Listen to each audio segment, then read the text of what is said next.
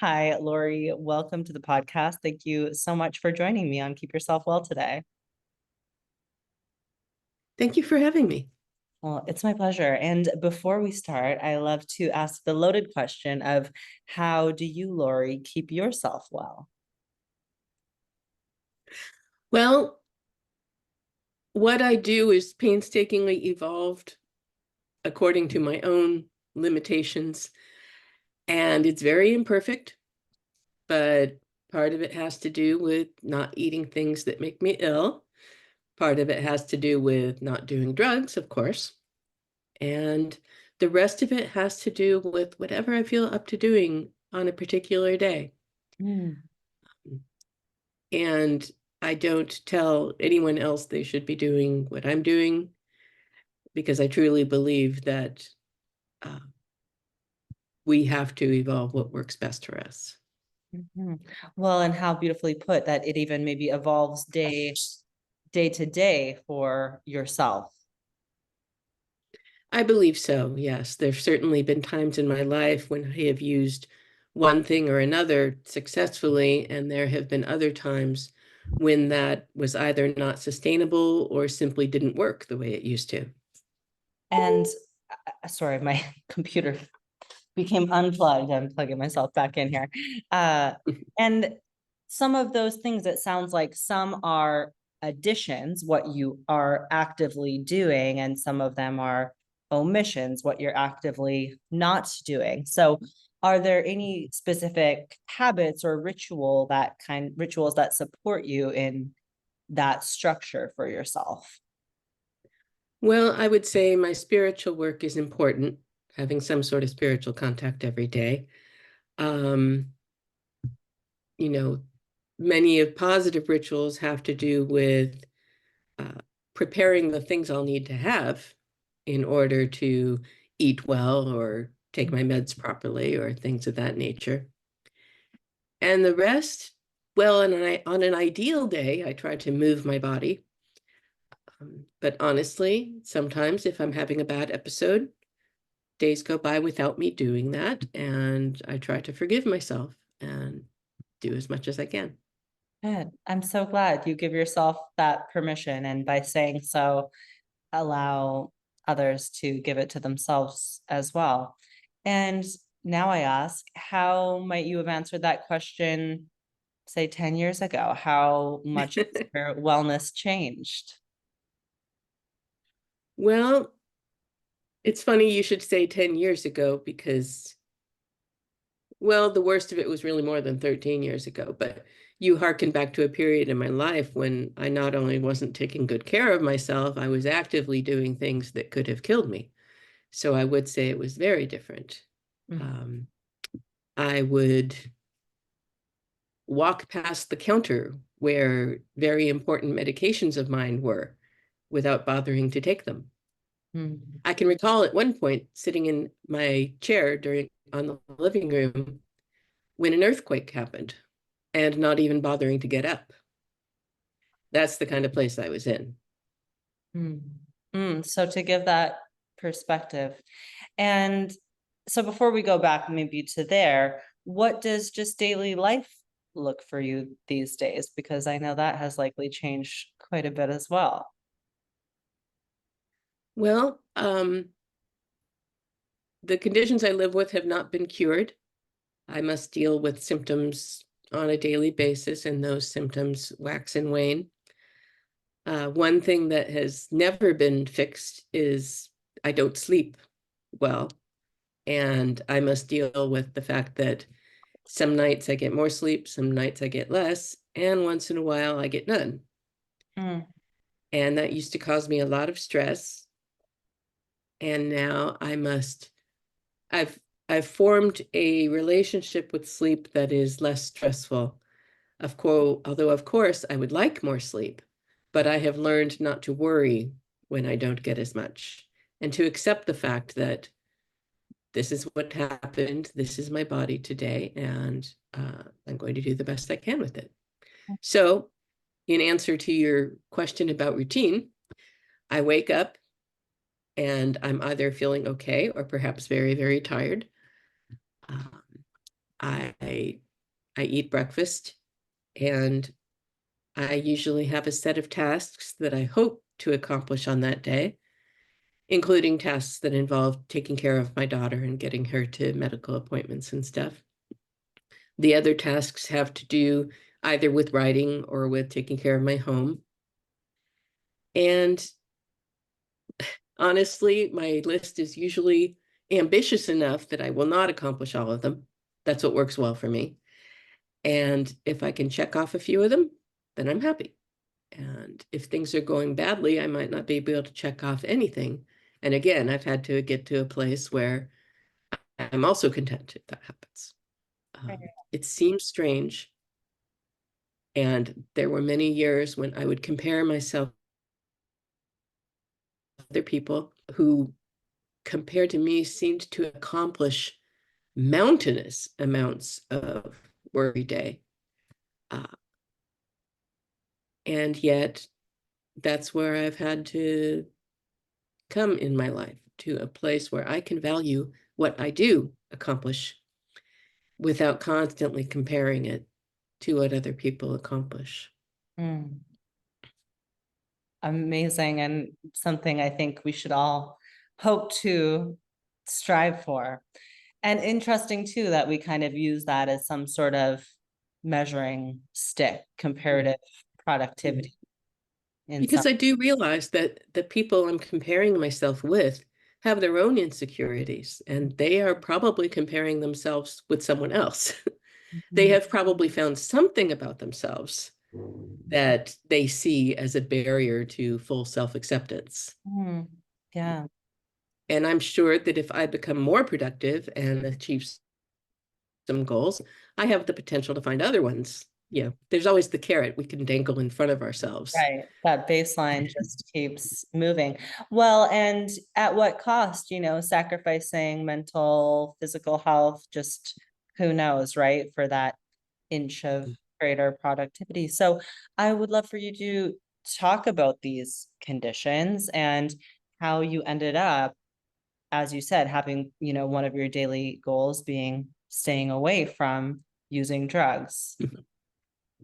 Yes, well, I am definitely an addict, and I believe that first manifested in my early teens when I developed an eating disorder.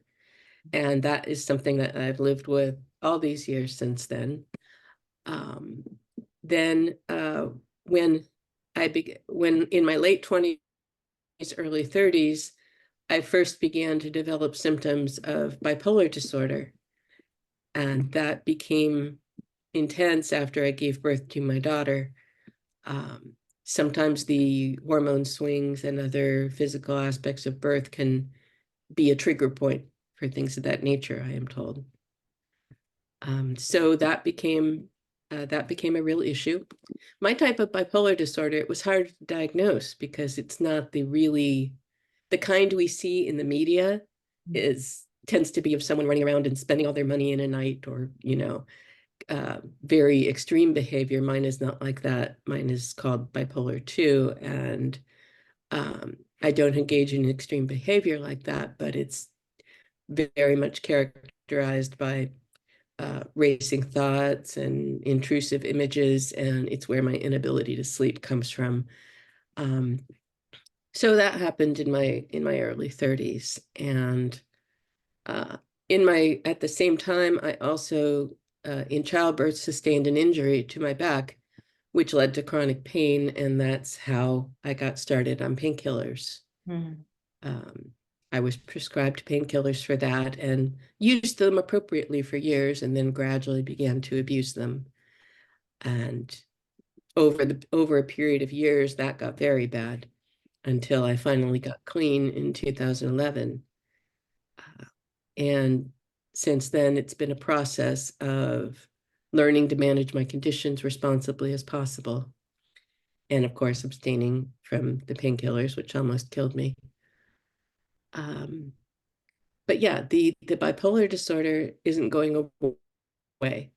And it used to cause me a lot of, honestly, self-pity came very close to killing me during some of my early attempts to get clean, because I would sit there in those therapy groups of people who were clean and sober now, and I would listen to people talk about how much better their life was getting, how they'd gotten their job back, or they got their relationship back, or they got this wonderful new thing that happened, or they're going to Hawaii this week. And I would sit there, still not sleeping, still tortured by things going on in my skull, in some ways feeling worse because the meds, the pills had damped down a lot of my symptoms.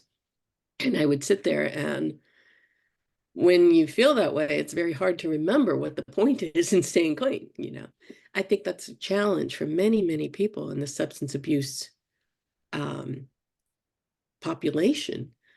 Depending on what study you read, 30% or more of people with substance abuse problems have a diagnosed or undiagnosed mental illness that's not being addressed and not being treated. And it really impacts the statistics in terms of recovery and relapse. So that's where I am. You know, just as I said, a process of learning to live with the conditions I have, and of course coping with the eating disorder, which never went away, but also tended to be a bit damped down by the drug use. You know, if you have enough narcotics in your system, you're not very hungry. But wow, what a combination in such a vulnerable time, postpartum, with an injury, needing painkillers, plus a kind of newly surfacing mental health condition and a, you know, baseline existing eating disorder. I mean, that's just, who could possibly handle all of those things? yeah, it was a lot. And I think it was also made more difficult by the fact that I couldn't talk to anyone about it. Parenting culture in this country can be very unforgiving. And, you know, I was scared to reveal my symptoms. I was scared to talk about my symptoms. I was terrified they'd take my daughter away from me. You know, everyone's watching a mom to make sure she's, you know, not, I mean, they talk about postpartum depression, but there's postpartum everything. And I was terrified that if I told anyone what was really going on in my head, they'd take my daughter away, or they would question my ability to be with her. And there was nothing wrong with the way I was taking care of my daughter. I was successfully faking it and doing all the things a mother should do. But inside, I was in a very, very dark place. And over the years since then, there were good times and bad times in terms of what was going on in my head. But yeah, then the painkillers came onto the scene, and that complicated things as well. I consider myself very fortunate. And so at what point did you kind of realize that the painkillers were no longer serving you? This had moved into that space of addiction, and when did you make that change to become clean? Because it sounds like by all means you were what would be considered a highly functioning addict, and as you talk about, do not fit the stereotypical mold, which is very common. So with, I think, opioid addiction, right? Yeah, I think the opioid epidemic is starting to raise consciousness about the fact that addiction can happen to anyone, and that a drug addict is not this strange creature who, for example, is different from an alcoholic. I will never forget one night I was in rehab, and my new roommate was a lovely lady, and alcohol was her thing. And she expressed worry one night after about a week that a certain meeting might have a lot of drug addicts in it, and was she going to have to go? And I laughed. Honey, who do you think you've been sleeping next to for the past week? And as if it's a contagious or something, she might get. Yes. Or as if it's different from alcohol. I mean, alcohol is a drug. You know, Right, it's much more right. socially accepted to be an alcoholic than to be a, you know. But well, as I was saying, the time when I finally admitted to myself that the painkiller thing wasn't working, it was after 2009, which is 2009 is when I was finally officially diagnosed with the bipolar disorder. Like many, many people, I was misdiagnosed for years and being treated for depression and anxiety, which is very bad because the drugs for depression and anxiety don't play well with bipolar. In fact, they can make certain symptoms worse. But anyway, it was 2009. I had finally been diagnosed and was attempting to be treated for the first time. But it's very challenging to treat someone who's abusing drugs because you're trying them on the bipolar meds, and at any given moment, you don't know, well, are they having these troubles because the dose is too high, or because the dose is too low, or because they ran out of their pills and they're having withdrawal. It's very, very difficult. And in that process, the scientist in me was forced to realize, hey, this isn't working. We need to get rid of this variable. And that's when I went to detox the first time and tried to get clean. And I lasted about 10 months. And then I relapsed. And the relapse lasted about 6 months and took me to a very much darker place. They say that a relapse can be worse than what came before it. And that was very much true in my case. And anyway, so the relapse ended with something that could have killed me and kind of pushed me into trying a level of rehab that I hadn't tried before. It was definitely a sort of Hail Mary, last chance sort of thing. I was convinced that my life was over, that this was going to kill me, but I just kind of felt maybe I should try this one more thing, you know. So I did. Wow. And what was that? Well, first of all, congratulations. And now how long has it been? So 2011, so that's 13 years. Yeah, 13. Wow. Wow. Amazing. And so what was that kind of next level for someone who knows nothing about rehab? Oh, well, there's a few levels of treatment. There's detox, which that's where you go like right away when you're to go through the acute withdrawal symptoms. And you're there less than a week usually. And there are doctors and nurses, and their job is to keep you safe through the initial stages of your detox. Not comfortable, not happy, just safe. You are not going to be a happy camper during that time. But you get through that, and then there's a couple levels. One is outpatient treatment. So you go to like a program during the day, and there are groups and classes, and then the last thing is inpatient rehab, and that's where I went finally. And that's a place you go to that is completely away from your life. You go and stay somewhere, and it's not very different from outpatient in most ways. There are groups and classes and visits with counselors, things of that nature. And but you're there all the time, and you're yeah, I think that break from your whole life is really, really useful, or at least it was in my case. A month is a common length of time to stay, although 2 or 3 months is not unknown. There are some really high-end programs where people stay a year, but that's less common because, of course, it's not cheap. So the longer programs are mostly for the wealthy. Well, and I'm just thinking, it removes you from a lot of your, triggers and the kind of normal habitual pieces of your life, but, remove you from your daughter as well, which must have been incredibly Yeah, difficult. that was really hard. Yeah. And how old was she at that time? Well, I was there for a month, and there were visiting hours once a week. Oh, nice. So I got to see her. They got to visit once a week. Yeah. The dog couldn't visit though. They couldn't bring the dog. So I really miss the dog. We know the power of pet therapy. The animals should be welcome. And so how did all of this line up with your training? As you said, you're a scientist. What was going on with your career, and how has that progressed for you now?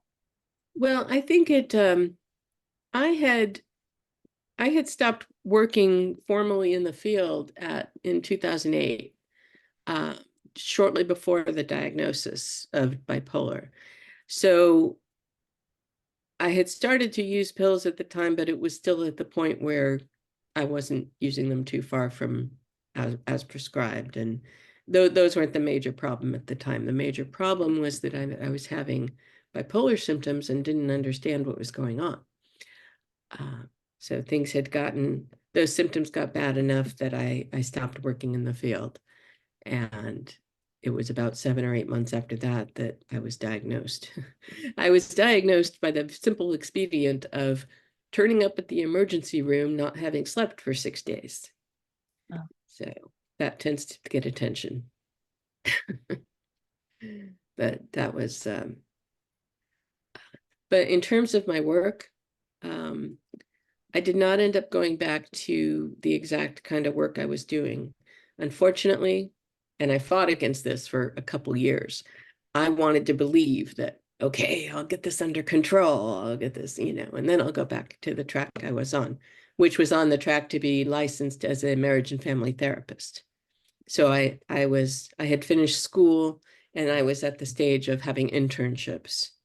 And after you acquire enough hours as an intern, you take the exams and then you're a licensed therapist. So I was at the intern stage.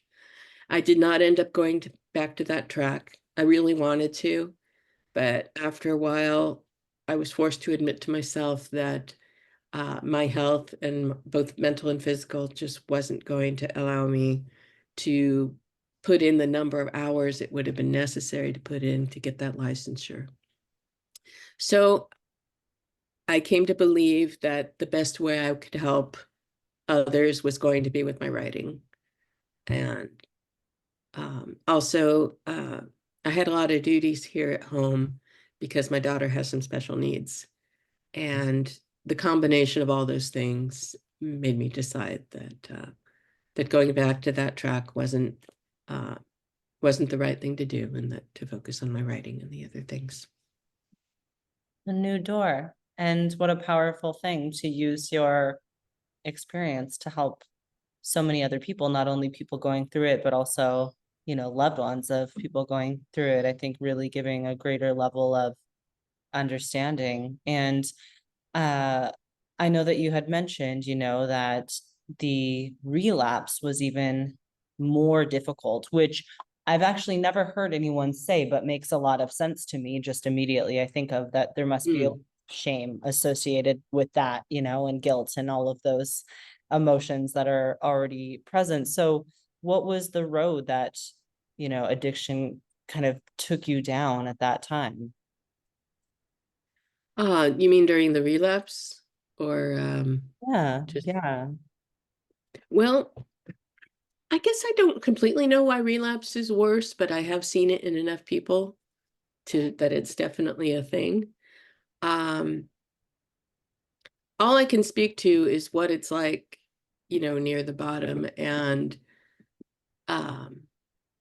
to be an active addict is to be a person who isn't at all like the person you always thought you would be. I was never a liar in my life. I couldn't even lie on those stupid unemployment forms. And I was a liar. I never Wow. stolen anything in my life, unless you count like maybe a candy bar when I was 10 or something like that. And I was a thief. You lie, you steal, you exaggerate symptoms to doctors, you manipulate people, even if that's not at all the kind of person you were. Now, don't get me wrong. Addicts are a population of people like any others, and some of us are jerks. Some of us are more jerks than others. But that being said, being near the bottom of an addiction makes you do things that, in retrospect, you just don't think it all was you. And what's under it all is terror. It's absolute terror. And I tell people this to help them understand, not to make excuses, but I do want people to understand that it's not just, ooh, I want this because it's going to feel good. We're terrified. An addict near the bottom is absolutely gut-wrenchingly terrified of not having what they need.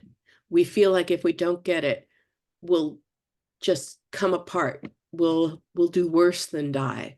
We will be somehow annihilated. And it's hard to even grasp. It's hard to even remember what it felt like. But that's what it is. Our whole life, it's either the comfort of knowing we have that next dose or the terror of knowing we don't. And we convince ourselves at the time, that that we're doing what's necessary, that what we're doing is the least of evils. I used my mental illness to convince myself all the time, oh, I need these drugs because if I don't have them, I'll be up all night feeling depressed and I might kill myself. So this is the lesser of evils. I need to do this, and if it wasn't that, it would be something else I was using to convince myself. I tell people this because I do want loved ones of addicts or anyone else who is touched by addiction to know this kind of thing, not so they can like forgive and forget everything, but just so that, having less bitterness is easier on them. Bitterness is such a hard thing to carry around. So more understanding can lead to less bitterness, to doing what's necessary to take care of yourself, to have your boundaries, but without the bitterness that poisons you.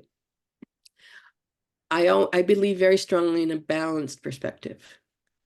Doing outreach to let people understand more, but always giving equal attention to the pain that's been caused to them, because that needs to be equally respected. You don't want to be sitting with people saying, oh, you should feel sorry for me and you should open your heart to me and forgive everything I've done because this is how I've suffered.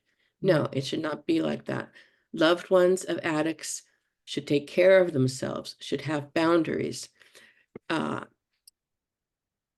People who have a loved one in recovery should not let them get away with crap, and should not. One of the biggest examples of manipulation I sometimes see is the recovering addict basically is emitting a vibe of, you need to be nice to me or I might relapse. Oh, you're being mean to, you're not giving me what I want, therefore you're causing me stress, therefore I might relapse and it's going to be your fault. And that needs to be avoided like the plague. So the loved ones of people in recovery or anyone who's associated with them need to be very clear about their own boundaries. Like I said, without bitterness, but with a firm conviction that taking care of themselves is the right thing to do, and that the addict is the one responsible for their recovery. Nobody else. Nobody is going to force the addict to do a drug. The addict needs to own that responsibility. Yeah, that's really important to highlight. It's almost, weaponized to say it the other way. And I mean, I've heard, I'm not sure if you've ever looked at, well, I'm sure just through your work previously, preparing for therapy, like the 12-step approach, which I'm no expert on, but I know that one of the, making amends, there's kind of the exception, even if the outreach would cause more harm than good because someone's been so affected. I think that there's a way that it's recommended, like you know, mentally and emotionally do that outreach in your own mind and like let that person be. It's such a complicated thing to have hurt someone when you're under the influence of a substance. And were the loved ones around you aware at the time? What do you know about how others perceived you as you were going through this? Well, I was a quiet addict. I was the kind of person who used alone in my room, door closed. My daughter, well, she knew eventually, just in the terms of, mommy has this problem and she needs to go get help from these doctors, and that's why she's going away. But in general, I was quiet about it. My husband knew, of course. Sometimes he didn't know how bad it had gotten, of course. I was an expert at the, what do you call it? Lying by omission, like admitting to partial guilt. sheepishly admitting to a wrongdoing, but leaving out half of it, or admitting to half of what the truth was. I was good at that, and addicts are very good at that, because like if we know that the other person's bullshit detector is good enough that we can't get away with claiming lily white innocence, we'll do that. Right. We'll admit to guilt, but not the whole level of guilt. So yeah, there was a lot of that near the end. In fact, often in the addiction and my mental illness, I was the one to diagnose myself. I was the one to say, I need to go to the hospital. I need to go to rehab. I know that's not always the case, but Yeah.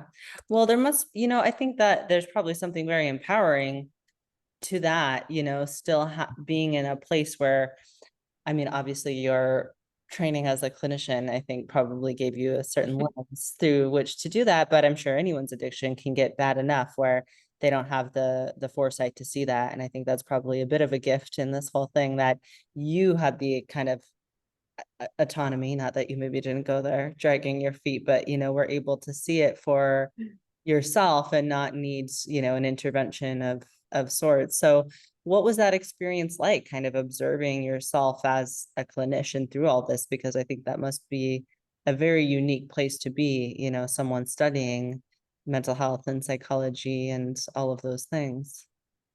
it was a unique place to be. And that's actually one of the things that inspired me to write later, just sort of having this unique spot with one foot in different worlds.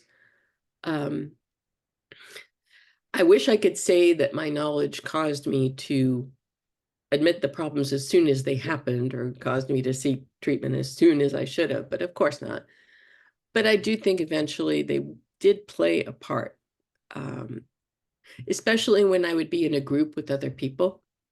And of course, me being the person that I am, and intellectualizing and all that, I would diagnose them, or I would, I would see them with a clinical eye now. And sometimes the process of doing that would make me inevitably see myself with a clinical eye too, or even just to ask myself, well, if I were my client, suppose I were one of the other people sitting in that group, what would I be thinking about myself and what I was saying? And especially when it came to certain black and white attitudes I was having, like, I can never do this, I've got to do this, I have to have the drugs because I'm like, okay, Lori, what would you say to a client who is sitting in an office with you saying these things? Isn't it true that you wouldn't believe what they're saying? Isn't it true that you might encourage them to let go of these beliefs just a little bit and open their minds to possibilities? Isn't it true that you would? So enough of that made it very hard to stay in denial. Wow. And at some point, I believe that you ended up in a psychiatric facility. Where was that in your journey in dealing with all of this? Well, I was hospitalized twice. Once was actually much earlier when I was 25 and Mm. had kind of a meltdown while I was in biology graduate school. And that was, at that point, I was only diagnosed with depression, and put on an antidepressant, and it was all pretty undramatic. And then in 2009, when I was diagnosed, that was the other time. And it's funny, things have changed so much. They kept me for like 3 days. And back when I was 25, they kept me for 3 weeks for something much less Wow. out there. They just had a lot more time and resources then. It was voluntary, back when I was 25, that was a voluntary stay. And I'm pretty sure I was put on a hold in 2009. But yeah, they kept me for 72 hours. They started me on some meds, and then they recommended I go to this outpatient program near me, and I did that. So, It was just, honestly, when things are intense with something like bipolar disorder, the major thing that needs to be done is to start meds or change meds. Mhm. We get a lot of flack for that sometimes. I routinely run into, I call them self-appointed freelance psychiatrists who want to tell me that I shouldn't be on these meds and what I really need to be doing is this, that, and the other thing. And if that helps someone, I'm happy for them. But I have had many experiences um, that have convinced me that I need to be on my meds, and stopping them would be an act of irresponsibility to Mhm. myself, to my family, and to society at large. I'm grateful for Western medicine. Well, and finding what works for you. I mean, there's a reason that bipolar is not only very difficult to diagnose, but difficult to manage. There's not a perfect formula. And I am, again, no expert, but my very little baby undergraduate psychology degree reminds me the difficulty in finding that balance of methods, holistic and, Western medical and prescription and all of those It's things. absolutely difficult, and a lot of it is still guesswork. I mean, there's a lot of talk right now about the overprescription of antidepressants, and I agree that that can be a problem, especially when we hear commercials that say, ask your doctor about, these shouldn't be being prescribed by family doctors. These should be being prescribed by psychiatrists. And antidepressants, it actually can be quite appropriate sometimes. If someone's been on an antidepressant for a year, it can be quite appropriate sometimes to experiment with reducing the dose and seeing if, bipolar meds are different. Bipolar meds, uh, in fact, uh, I've had psychiatrists tell me my biggest problem with bipolar clients is that they're doing well. And then they say, oh, I guess I'm doing so well. I'm doing so well for like, I guess I don't need these anymore. Toodles. Mm-hmm. Oh, we've So, all heard those stories, huh? yeah, it does not end well. So yes, but I run into a lot of stigma. It's a big problem. Mhm. Um, even in the recovery community. I mean, I told you that there's a huge overlap between substance abuse and mental health disorders.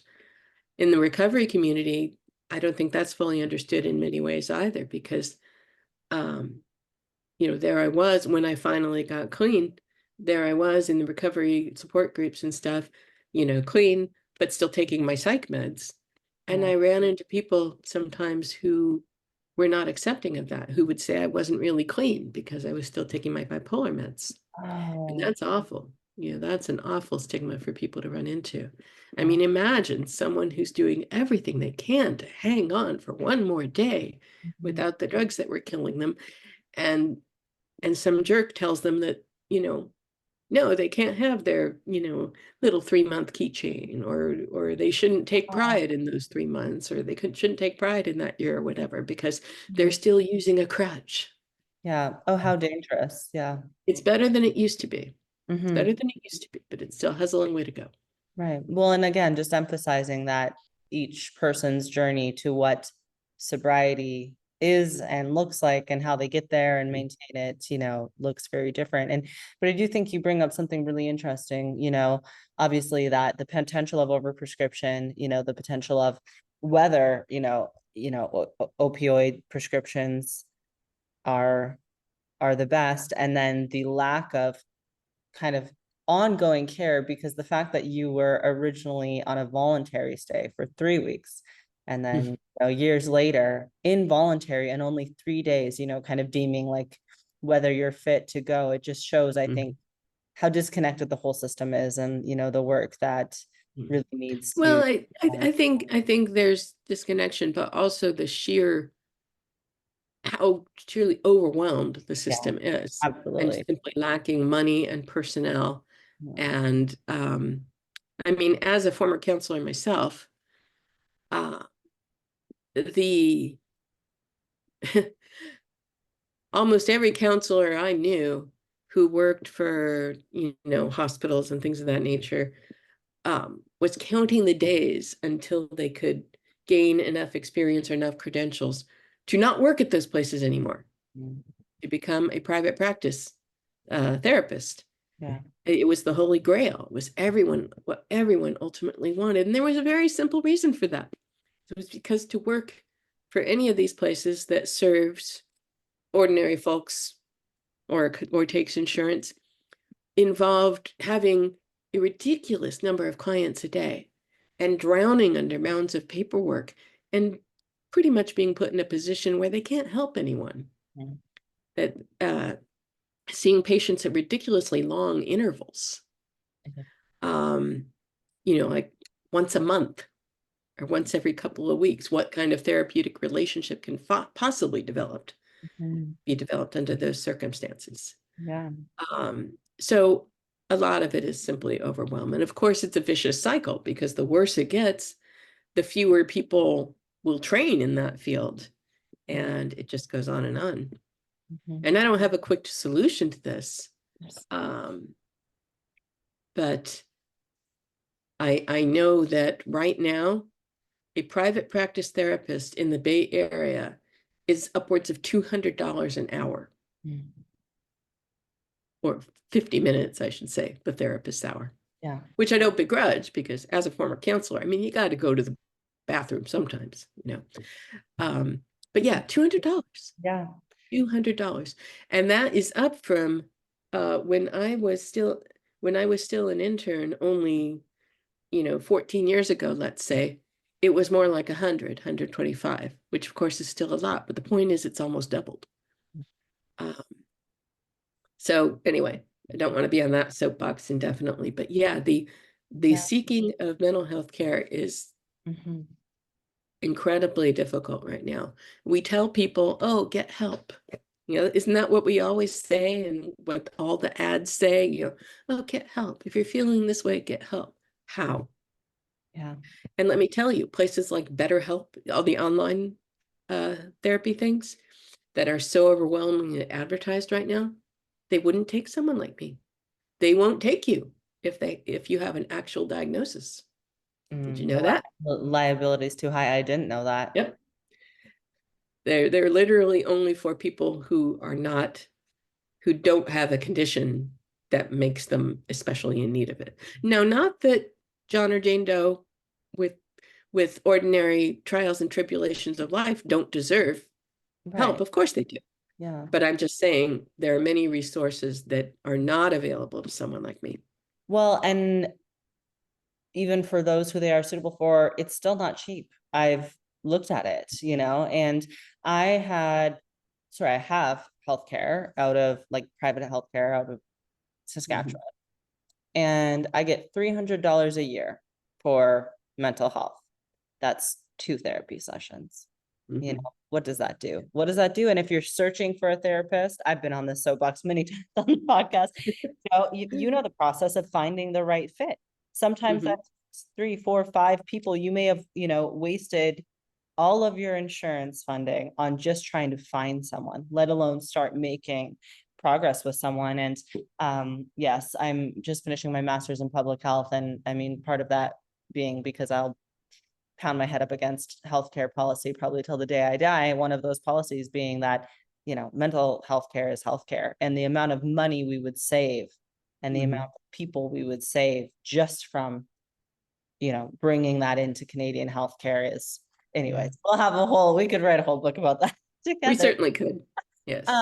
Was there a vivid turning point for you in all of this? Did you have that, I feel like when we talk about addiction, we often hear that rock bottom moment. Do you feel like you had that very obvious aha? Yes, I do.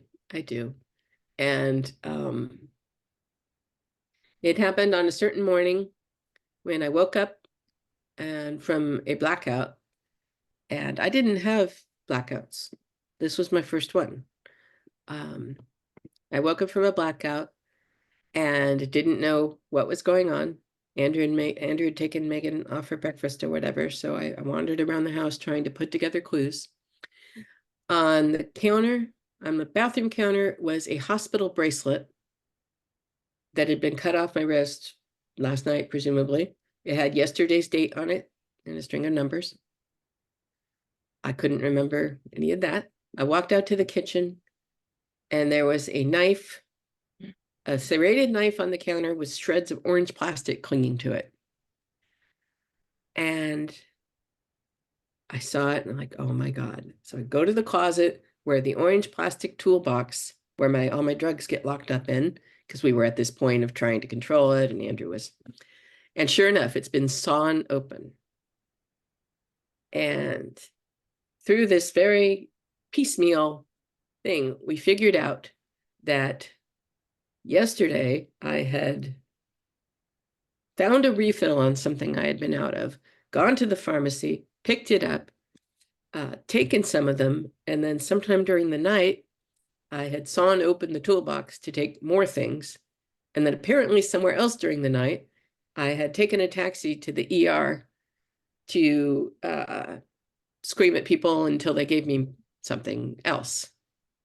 All of this had happened and I didn't remember any of it. And we also pieced together that I had taken a total of 45 sleeping pills during the night, in addition to whatever the hospital gave me. So I should be dead, definitely dead or brain damaged. And I wasn't. So that was kind of that was my epiphany. And in a happy story, the epiphany would have been, I'm done with drugs. That's it. But it wasn't. It was actually a very dark epiphany. The dark epiphany was, this is it. This is it. It's over. And the reason I went off to rehab was I didn't want to die in my family's house, and I didn't want to risk any more blackouts around my family. And when I went to rehab, I thought that I was just going to like write a couple of goodbye letters and then leave, and so yeah. And it took a couple of weeks at rehab for me to get a clear mind and start to get a shred of hope back. Oh, thank goodness. I'm so happy. And I mean, just what lessons in resilience and your self-capability, what has this taught you that you now can bring to people? You've come so far and achieved so much. I hope you take the time to acknowledge that for yourself. Well, I think I learned the things that anyone who has had a near-death experience learns. There's a certain amount of, appreciation of life in a different way that comes, just like a lot of the little things that are so important to us before we kind of see that they weren't that important. So there's that, but also the process of rebuilding my sense of self after that. So, here I was back home after the rehab. I was clean, I was alive, and that was literally all I had going for me. I mean, I had things like my loving family and stuff like that, all the things I was very lucky to have. But in terms of me, in terms of what to admire about myself, in terms of my own self-esteem, everything I had wanted when I was younger, to be beautiful, to be smart, to be successful, that was all gone. The ship had sailed. And who was I really without any of that, without those goals? Who was I when all I had was the privilege of one more day if I did these things? And it took time. And I think the writing was a big part of it. After a couple of years clean, I started writing because I wanted to do that outreach. And that was the first shred of realizing that I had something to give. And then, of course, over time, the writing changed for me. It wasn't just about that. It was also about realizing I liked it.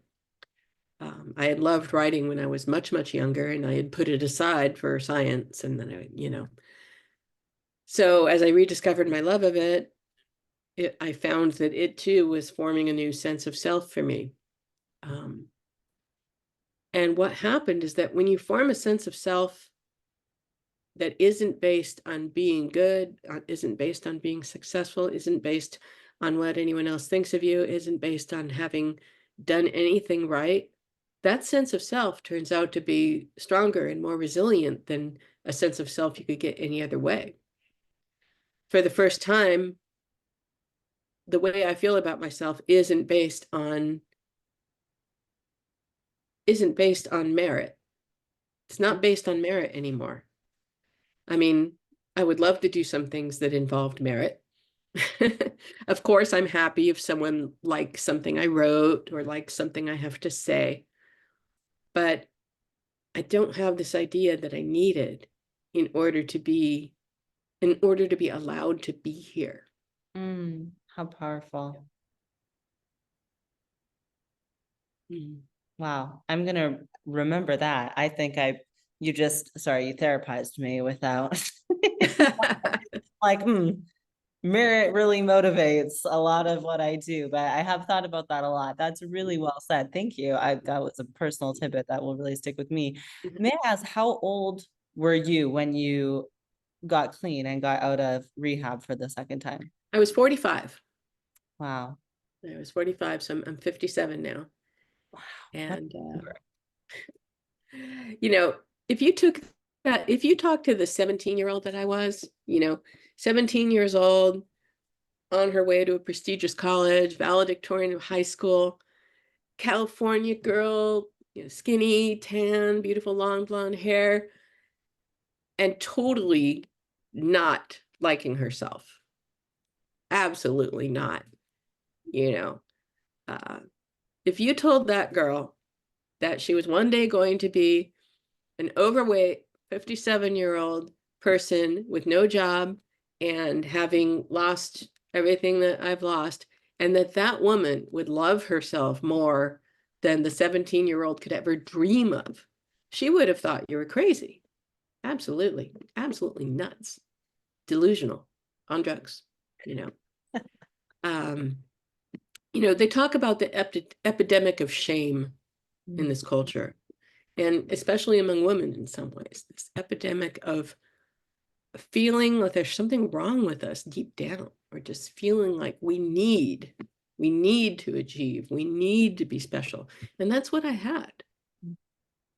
And, it's like, who said I have to be special? What will happen if I'm not?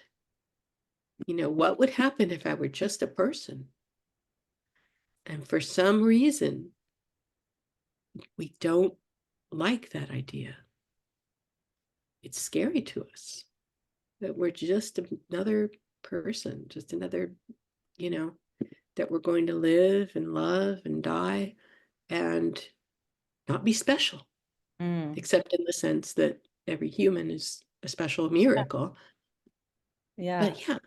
How greedy are we that we need more? But So how greedy are we that there's like, what's the stats? It's like 1 in 3 trillion or 13 trillion chance of being born. And we, not only that, we need to be innately special on top of it. yeah, it's and I don't know, I would say it's built into us, but I don't think it is, because there are other cultures, or there have been other cultures, where contentment plays a much larger role in people's lives. Yeah. People are like, okay, I'm in the tribe, I'm doing this, and I've got my fields, whatever. And there isn't this drive to, especially now. I mean, I'm old enough to have watched things evolve over a few decades, and the culture now, the capitalistic, hustle culture, and where everyone's, and of course with the economy, everyone's supposed to have 3 or 4 sources of income, and oh my God, I'm glad I'm not young right now. I don't know how I would cope. My hat's off to you. But yeah, it's even harder to be content with yourself. It's almost an act of rebellion. Self-acceptance is an act of rebellion, I'm telling you. Please name your next book that. Yeah, well, I can't agree more. And I'm currently in Nicaragua, where I spent most of this past year. And that more natural contentment is something I really observe here. And I've tried to put it into words not very eloquently on the podcast a few times, but seeing people with very little be happy with very little and exist enjoying, and I hate to stereotype in entire country. But, you know, the little village that I am, I just see people enjoying life with less and doing less and just kind of existing at times. And yeah, it's been a very stark contrast with the kind of North Americanized culture. And I think social media also a big part of what this kind of comparative that we're always doing now. So I really appreciate that you talk about self-worth. I think that's something we are all working on all the time. And this process of sharing your story, I can only imagine, you know, maybe not now because you're more desensitized to talking about it, you know, openly, but in the beginning, I can imagine must have been uncomfortable. Was that cathartic? Was it triggering? Both? Well, I think I began talking about all this stuff in the context of talking to other addicts, or I would do things like go to my old detox and talk to the new people. So that was kind of a low pressure way to begin, you know, because it was very clearly a way of helping others. And, you know, your audience was someone who wasn't going to judge you because they were there. And then over time, I began to also speak to mixed groups of people. And I think by then, I don't know, I think it has to do with a conviction I developed, like I said, with this new sense of self, that the only thing I have to offer is myself. It's all of us anyone have, that's all any of us have to offer. And in my case, especially, the only thing I have to offer is myself, my experience, uh, my words, my process. And they, people talk about humility a lot and the importance of humility. And there was a time in my life when I thought humility meant like putting yourself down or, you know, not thinking you're all that, you know. But over time, I realized that humility is being what you are exactly, no more and no less, and letting the world decide what to make of it. And that attitude was very important in my speaking. And then when writing the book, and of course, writing a book is an incredible journey of this is great, this is shit, this is great, this is shit, I'm great, I'm shit, you know. So through all that, I kept coming back to first principles and that basic principle of this is what you have to offer. It's not up to you what becomes of it or what people think of it. You just need to, you know, put it there. And I struggle with that now, you know, now that the book exists. You know, I struggle with the need to, you know, I struggled with the decision of how to publish it. I struggle with the need to do more marketing. I struggle with the fact that I don't know crap about marketing. And so this is just an ongoing thing. But I do find that talking to people about it, I think there is some distance as more time passes and the more times I talk about it. And yet there also isn't, because when I'm in the heat of things, when I'm really talking about it, a lot of the feelings do come back and the passion comes back, you know, the passion for communication, for wanting to convey what it is. And I'm one of those paradoxical people where I actually like talking in front of groups. I'm very introverted in many ways, but put me on at a lectern with an audience and give me a topic and I'm happy as a clam. So I think that helped. That's perfect. And what is next on the horizon for you? Are you in the midst of a new project or still very much in the? I am. I think finishing the memoir, it was really important to me. I think it was kind of a creative bottleneck for me. And now that I'm done with it, I recently finished my first poetry compilation and published that.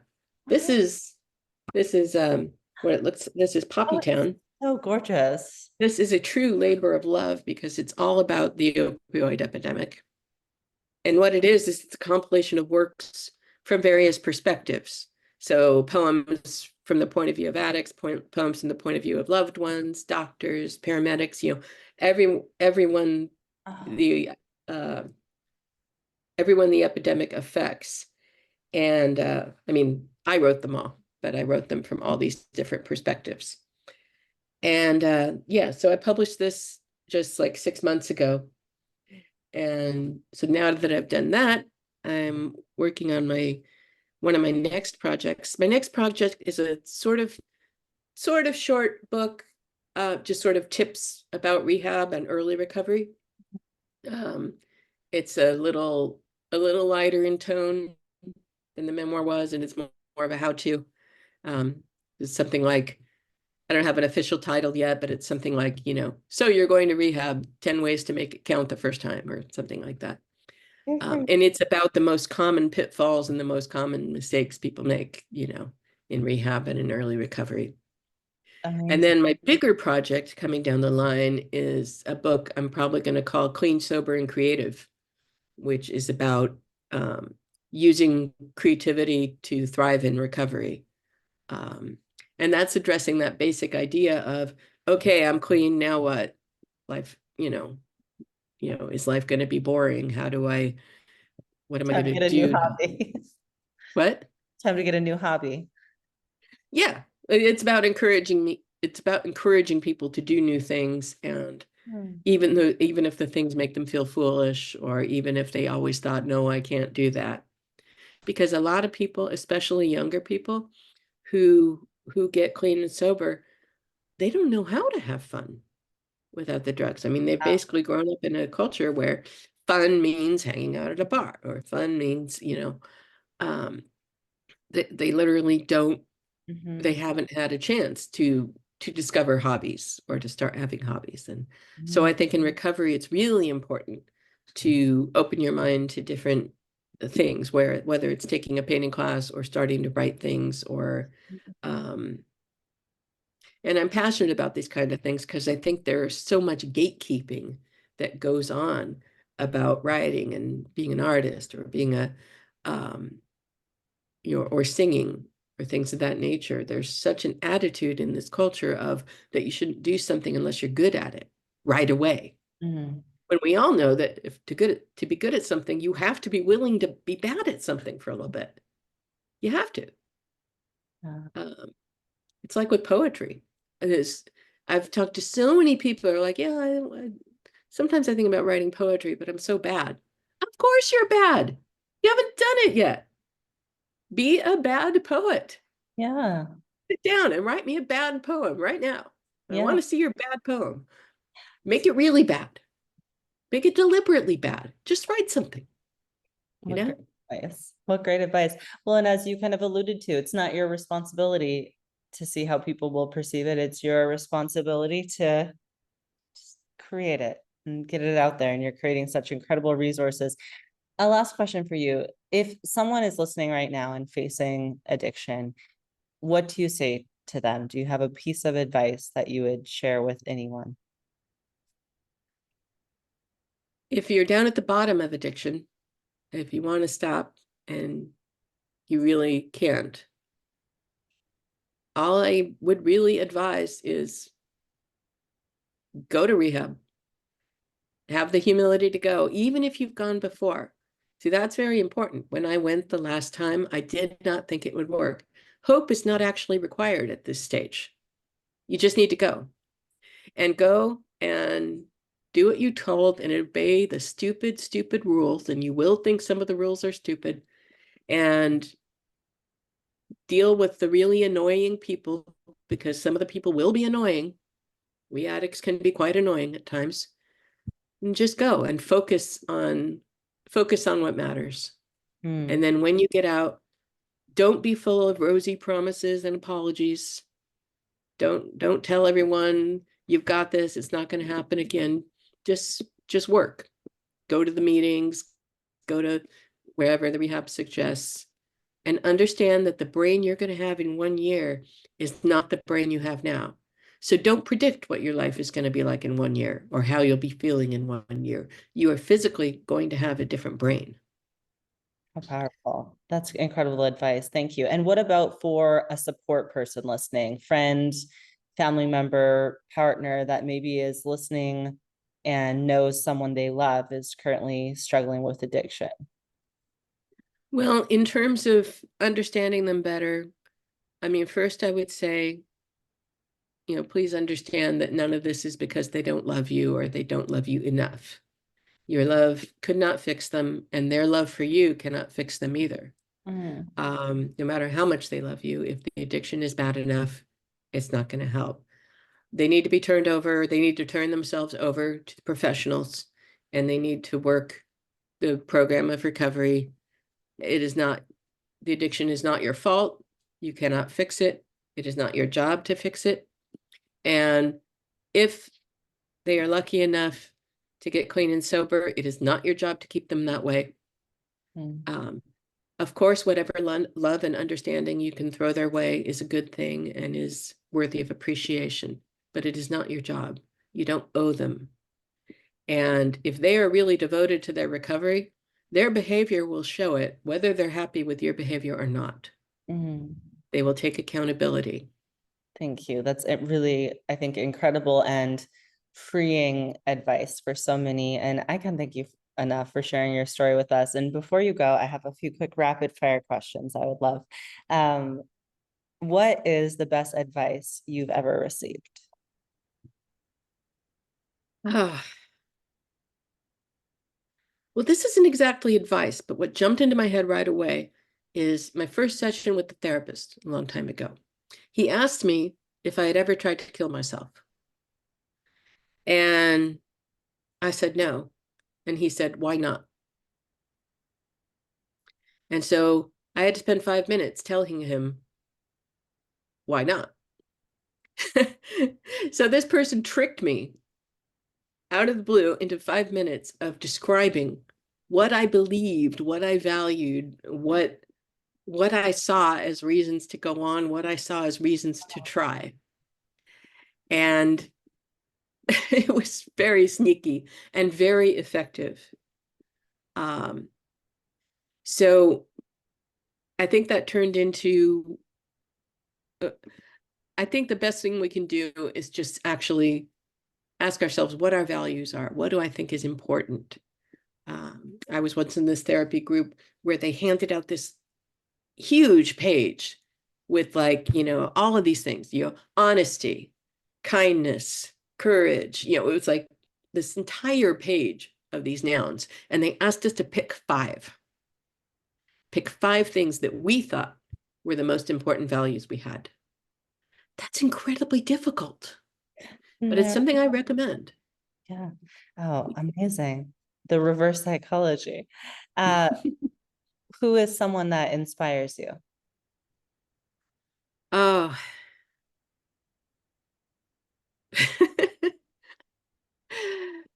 James Buchenthal, and that's not going to mean anything, but he was a famous psychotherapist and writer, and he actually wrote some of the books I had to study, when I was in school. And he died just a few years ago, and he published his last work when he was 103 years old.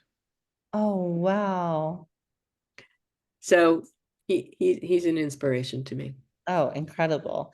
Best book or resource you'd recommend to people? Obviously, we already know without a shadow of a doubt, we're recommending all, well, 2 plus 3 of your books. But any other book or resource that really comes to mind that you recommend? Well, yes, I definitely recommend reading, Someday I Will Not Be Ashamed. Uh, the other, let me think. There's a book about acceptance and commitment therapy. Mm. Um, I think there's a couple of them, acceptance and commitment therapy, about depression, acceptance, commitment therapy about other things. And that's not about addiction specifically, but it's about sort of living with, the things our brain does to us, Mm. and letting our values outweigh our thoughts. Um, just sort of being able to say, okay, fear, you're really here today. I see that. Okay, sit over there. I'm going to write something now. You Oh, know, sort of coexisting, powerful. with our. Um, and then I'm a big Jungian. I love reading about archetypes and, that sort of psychology. And there's an old Jungian book called Witness to the Fire, but You might not even be able to find that. But yeah, I think there's a lot of, oh, and what is her name? I'm actually very fond of Martha Beck's books. She, again, these aren't exactly about addiction. It's funny that there's this thread where, like, I Yeah, don't think addiction is like its own thing. It's all interwoven with absolutely. everything else. Her latest is called The Way of Integrity. Oh, that sounds great. But she wrote a lot before then too. She's a life coach, and she's written a lot of stuff about, being true to yourself and discovering yourself. And I've never heard of her. I'll have to look her up. She sounds fabulous, Martha Beck. And a personal mantra or words you live by. pardon? Do you have a personal mantra or words you live by? Um, I think the thing I said about humility is the biggest one. Offer yourself to the world exactly as you are, no more, no less. Yeah. Well said. What a beautiful note to end on. And last but not least, for those who want to learn more about what you've got going on, where can they find you? Well, I have a page at www.lorylynnearmstrong.com. And there's just a little stuff on there. There's links to my books and a few notes about what's upcoming. And yeah, just, and my books are of course on Amazon. Beautiful. And we'll link everything with the episode on the website and with the podcast. And I just can't thank you enough for sharing your incredible story and for just doing a service to us by being willing and courageous enough to share. Thank you for being here today. Thank you so much. It's been wonderful to talk with you. Oh, my pleasure, Lori. Thank you.